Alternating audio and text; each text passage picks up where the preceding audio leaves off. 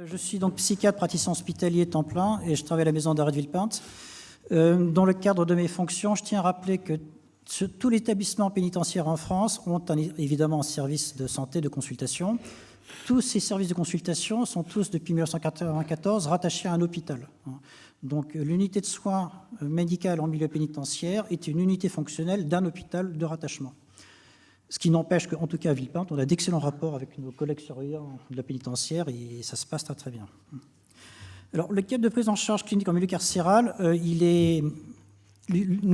à la Villepinte, on n'a pas réinventé la poudre, on a posé le même cadre pour les détenus radicalisés, djihadistes, terroristes, que pour tout autre détenu qui est incarcéré. Un examen médical est obligatoire dans les 24 heures qui suivent l'incarcération de tout détenu. Sur le plan somatique, si jamais la personne est diabétique, pour être sûr qu'elle ait son insuline, par exemple. Si également avec un psychiatre, que la personne, s'il y a un risque suicidaire, qu'elle soit prise en charge dès le début, ou si elle est délirante ou hallucinée. Donc dans ce cadre d'entretien obligatoire, j'ai rencontré un certain nombre de détenus, je vais y venir. Si le détenu, radicalisé ou pas, a besoin d'une prise en charge psychiatrique pour telle ou telle pathologie, il est pris en charge. En tout cas, une prise en charge lui est proposée. Il a le droit de la refuser, même s'il est en prison, il conserve un certain nombre de droits.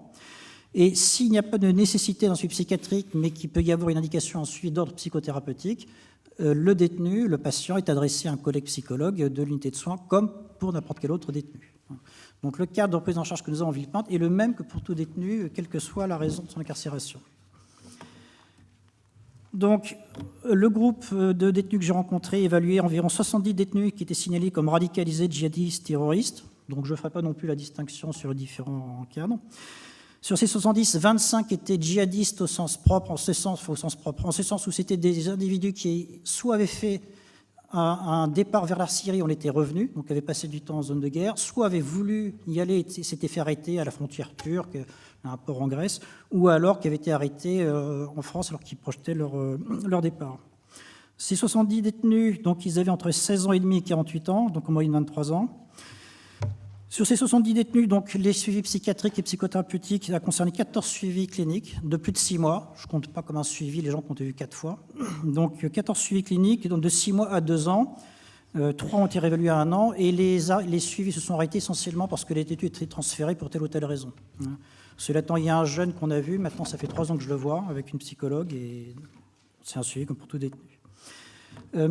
Les leçons, première leçon, je ne vais pas détailler parce que je pense que maintenant les états généraux sont aussi là pour montrer que globalement il y a quelques idées qui font à peu près consensus.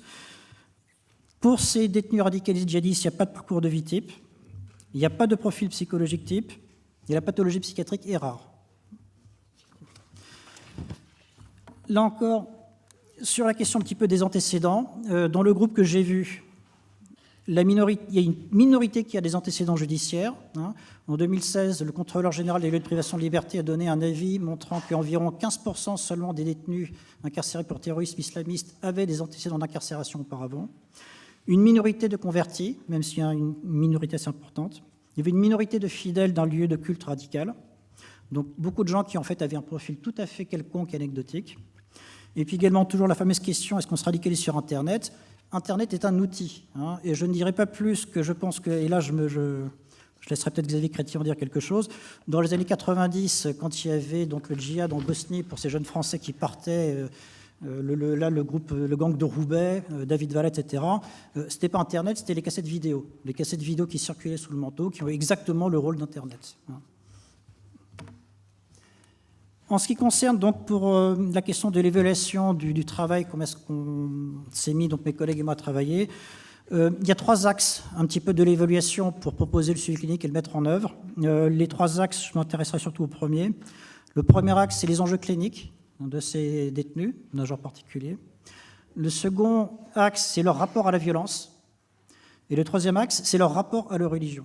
Donc 3 axes qui sont distincts, mais qui se superposent. Bon, les enjeux cliniques, ça ne vous surprendra pas, il y a des pathologies, un certain nombre de détenus ont des pathologies psychiatriques, je vais y venir, et pour beaucoup d'autres, comme ça a été largement abordé, donc il y a des problématiques d'ordre psychologique, individuel, familial, qui sont également assez complexes. Sur les pathologies psychiatriques rencontrées, donc je parle alors pas du tout de ce qui se passe au niveau national, je vous parle donc de l'échantillon des 70 détenus que j'ai vus à Villepinte. Il y a 4 grandes pathologies que j'ai pu rencontrer. La première, on n'y pense pas, mais c'est une évidence, c'est le syndrome de stress post-traumatique. Comme je l'avais dit, on a vu, mes collègues et moi, un certain nombre de détenus partis en Syrie qui ont fait 1 voire 2 séjours en zone de guerre et qui revenaient absolument traumatisés. Je pense à ce jeune homme de 28 ans, enfin maintenant il est adulte, qui était parti en Syrie dans un contexte de divorce compliqué, dans un contexte de quête identitaire. Il avait beaucoup de questions autour de l'islam et à un moment donné, son choix de l'orientation de l'islam a été soit il suivait le mouvement Tabligh. Le mouvement Tabligh est un mouvement de prosélytisme qui existe en France depuis les années 70, ou alors le salafisme. Bon, pour des tas de raisons diverses et variées, il a choisi le salafisme, il est parti en Syrie. Il ne voulait pas se battre, il s'est retrouvé pris dans des histoires de combat où on l'a forcé à se battre. Il a pris une balle de Kalachnikov dans le dos.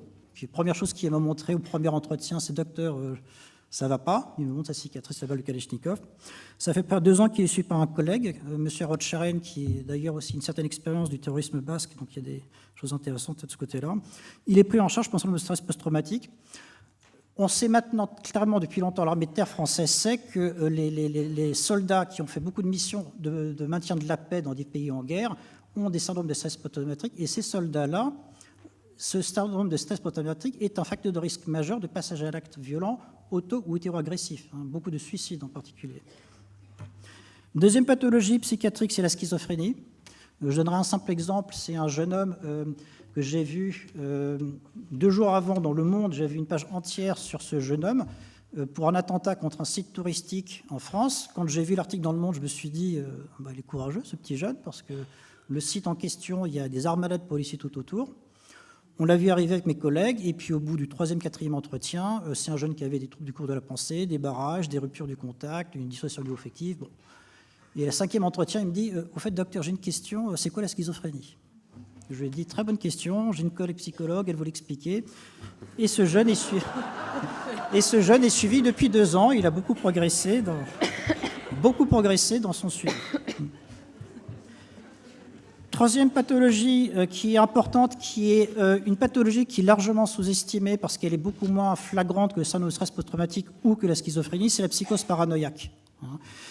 Un cas de psychose paranoïaque, c'est un monsieur que j'ai vu une 30aine d'années qui est arrivé. Il arrive dans mon bureau. La première chose qu'il me dit, c'est « Docteur, je suis là parce que l'État français veut ma mort. » Donc il y a beaucoup de choses à dire de cette simple phrase. Un monsieur de 35 ans qui vient d'une famille de harkis, qui a expliqué que lui, c'était une accusation complètement fausse. Il ne pouvait pas être un terroriste islamiste parce que, comme sa famille en Algérie, lors de la décennie des années 90, avait été victime de la guerre civile et que la moitié de sa famille avait été assassinée par le GIA, il m'expliquait « Docteur, je ne peux pas être terroriste islamiste puisque la moitié de ma famille s'est fait tuer par les islamistes. » Bon. En tapant son nom sur Internet, je me suis rendu compte que ce monsieur, en réalité, faisait partie d'une filière de Molenbeek, qui faisait partie il était lié à la cellule d'Argenteuil qui avait des armes de guerre. Mais dans sa logique, qui est assez intéressante, si je puis dire, c'est que lui, il se disait ma famille, pourquoi est-ce qu'elle est morte ? Elle est morte parce que ce sont des harkis. Ils ont été tués pendant les années 90 parce qu'ils étaient soldats, ils étaient militaires.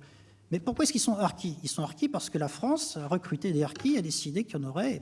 Et puis, quand il y a eu en 62 donc le départ de la France les a laissés. Donc, il y a aussi tout un débat, je ne reviendrai pas là-dessus.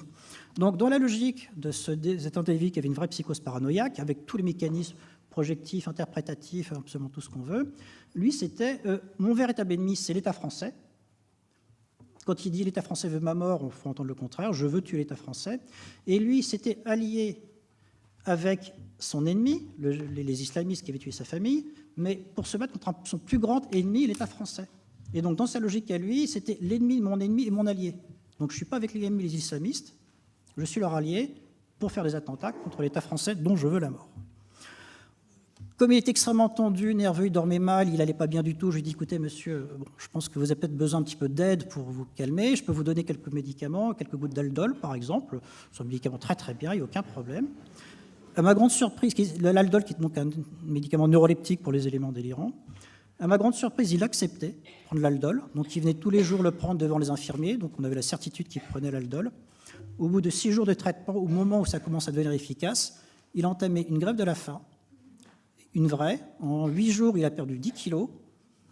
Et donc, il a été transféré, je crois, à Fresnes, il me semble, pour être hospitalisé parce que la perte de poids, il y avait des problèmes d'ordre somatique. Quatrième cas, vraiment de pathologie psychiatrique qui n'est pas simple, sans doute la plus difficile à prendre en charge, la perversion narcissique.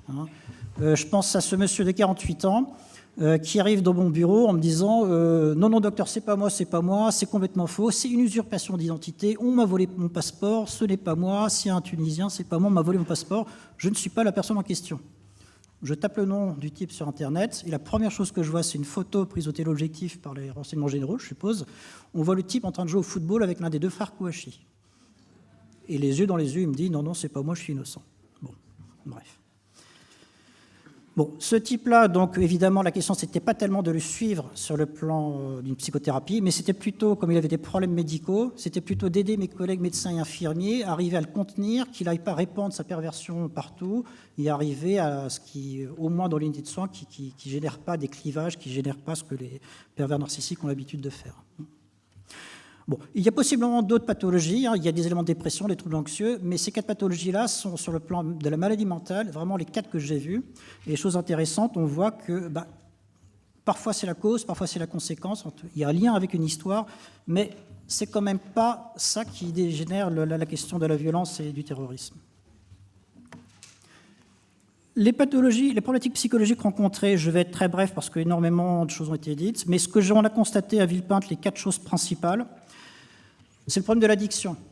Je pense que maintenant, c'est une autorité publique que beaucoup de personnes qui ont des problèmes d'addiction au tabac, notamment à l'alcool ou à l'héroïne, passent par le groupe notamment des alcooliques anonymes, un groupe qui a été fondé au XIXe siècle sur la question de la dimension religieuse. C'était la question de la prière et de la croyance religieuse qui était au centre de la prise en charge des alcooliques.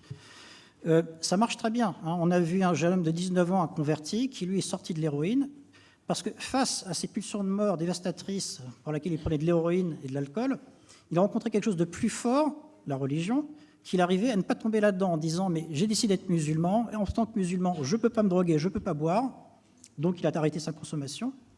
Et la tentation de retourner à la consommation était tellement forte qu'il fallait qu'il y ait une instance religieuse, un surmoi qui le tienne, qui soit plus forte que la tentation de l'alcool. Et la tentation, enfin, le cadre religieux le plus fort qu'il y a ces temps-ci, qu'on le veuille ou non, c'est comme la radicalisation et le djihad. La compensation d'une fragilité narcissique, bon, énormément de choses ont été dites. Mes collègues et moi, M. Rothschild, on a tous vu 4-5 jeunes qui nous ont dit « Ah docteur, je voulais partir là-bas parce que là-bas on nous donne une Kalachnikov et on tire à balles réelles. » Sous-entendu, quand je reviendrai en France et que je raconterai ça aux copains, je serai un héros. L'humiliation, l'humiliation également par procuration, les mécaniques d'identification d'agresseur et de l'agressé. Beaucoup de ces jeunes qui partent dans un souci plus ou moins légitime de vouloir faire de l'humanitaire. Alors c'est plutôt une démarche solidaire qu'humanitaire, de sauver les femmes et les enfants qui sont tués et violés par Assad. Bon, ça, ce sont des choses qui sont quand même assez connues. 4e chose importante, c'est la découverte de l'histoire familiale à la 3e génération. Moi, ce qui m'a frappé, c'est que pour beaucoup de détenus, il y a des failles dans la transmission des histoires générationnelles. Je pense notamment à ce jeune de 25 ans qui est parti au tout début de la proclamation de l'État islamique. Lui, il disait « Je ne comprends pas ma famille, je ne comprends pas mon père, mais qu'est-ce qu'on fait en France ? Moi, mon grand-père, moi, je suis le jeune était alsacien. Moi, dans mon petit village en Alsace, on vote à 80% au Front National. Depuis que je suis né, on me traite de sale arabe. Et puis moi, mon grand-père, il était avec l'armée de Delattre de Tassigny. Il a libéré Strasbourg en 1944 et je me fais traiter de sale arabe. Et il disait, je ne comprends pas ma famille. Qu'est-ce qui s'est passé pour que le grand-père décoré, qui a libéré Strasbourg, le petit-fils, lui, ne comprend pas ce qu'il fait en France. Bon, des histoires comme ça qui sont assez classiques également, de plusieurs histoires où c'est, pour des gens d'origine algérienne, c'est la décennie sanglante des jeunes.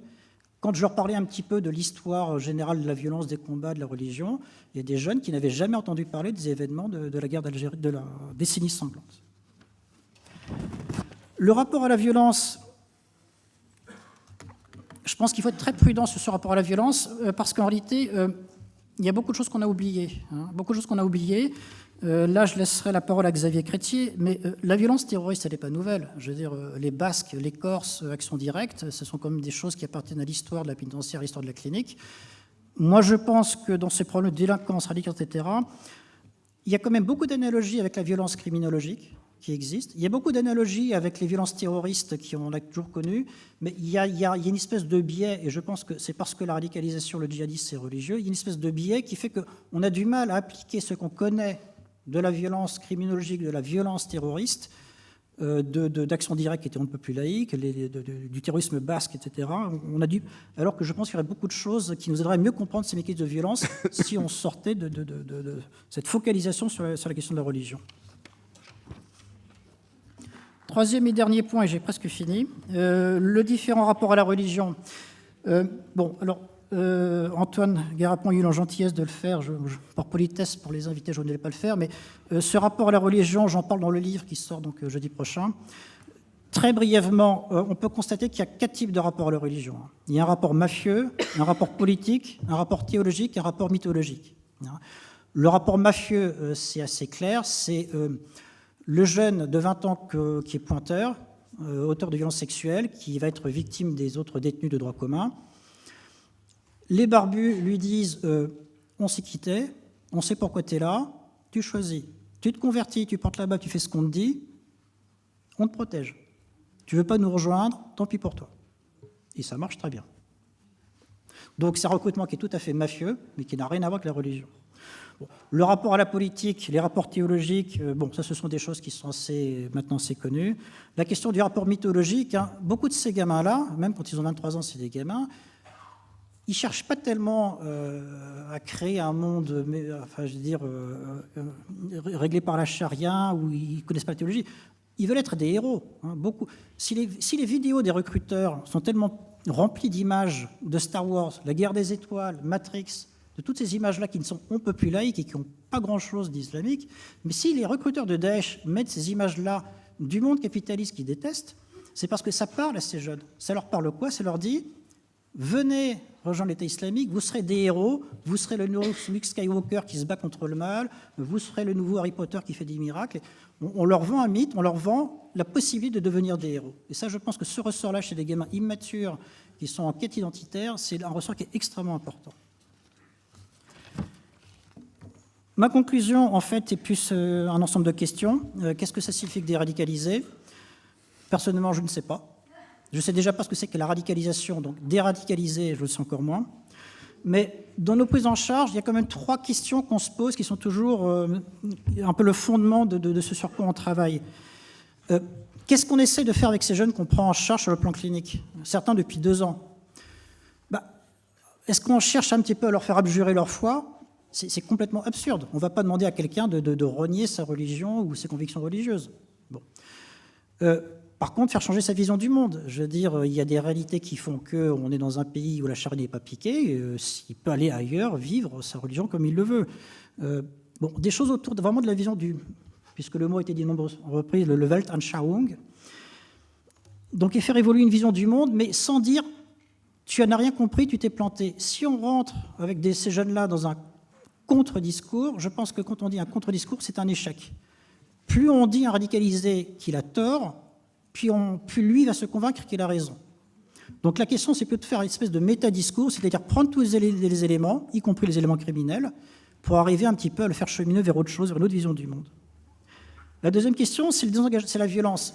Une fois qu'on a un petit peu réfléchi le rapport à la violence, et là encore, je pense qu'on a beaucoup d'outils qu'on néglige aujourd'hui, des outils qui viennent de toutes les connaissances qu'on a sur le terrorisme basque et autres. Comment est-ce qu'on se désengage de la violence? Comment est-ce qu'on fait pour toujours avoir des idées qui peuvent être extrêmes, mais sans prendre une Kalachnikov pour les mettre en œuvre?